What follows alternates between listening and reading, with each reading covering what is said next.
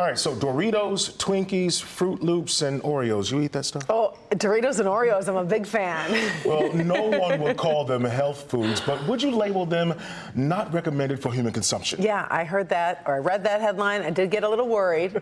Apparently, that could actually happen according to a new law in Texas if it is enacted. We need to bring Dr. McGeorge in with the reasoning behind the move and how it might affect us here in Michigan. What is up? Well, Karen and Demond, the new Texas state law, just waiting to be signed by their governor, would change the requirements for food labeling. Specifically, the label would read, "Warning, this product contains an ingredient that is not recommended for human consumption by the appropriate authority in Australia, Canada, the European Union, or the United Kingdom." Now, the reason is that food additive standards outside of the U.S. are different, and many would actually argue much healthier.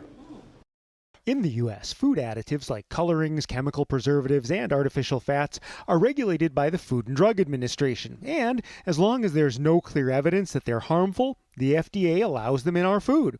That's different than the standard in other parts of the world like the European Union, United Kingdom, Australia, or Canada. The agencies that regulate what's allowed in their food will only allow additives once they have been proven to be safe. You can almost think of it as, in the U.S., additives have the presumption of innocence until proven harmful, while elsewhere they're assumed harmful until proven innocent. And while that principle serves our criminal legal system well, it does carry the risk of allowing potentially harmful chemicals into our foods. Chemicals like azodicarbonamide, which is used to bleach flour, or Olestra, a fat substitute, or the delectable-sounding butylated hydroxyanisole, a preservative. These are not allowed in foods in other countries, but easily find their way into the American diet. Now, whether or not adding a caution label to commonly eaten but healthily processed foods is actually going to change people's eating habits, well, that's not clear. But at least it would give people the option to make healthier choices. And big picture, when labeling changes like this become mandatory in one state, especially one as large as Texas, the same labels, they often make their way to food that's sold around the country. And they have the potential to get food manufacturers to actually remove the problematic additive so they don't have to label their food as potentially harmful.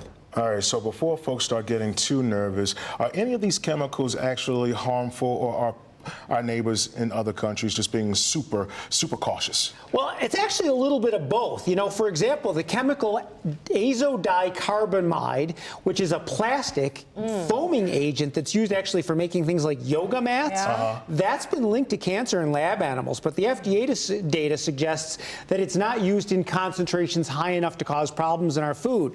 Now, for me personally, I would say that when we're not sure, we just shouldn't use it until it is proven sure, and that is actually why the European approach seems much more sensible. I mean, if I saw that label that said not healthy for human consumption, you might think twice. I would think twice. Yeah. I'd put those Doritos down.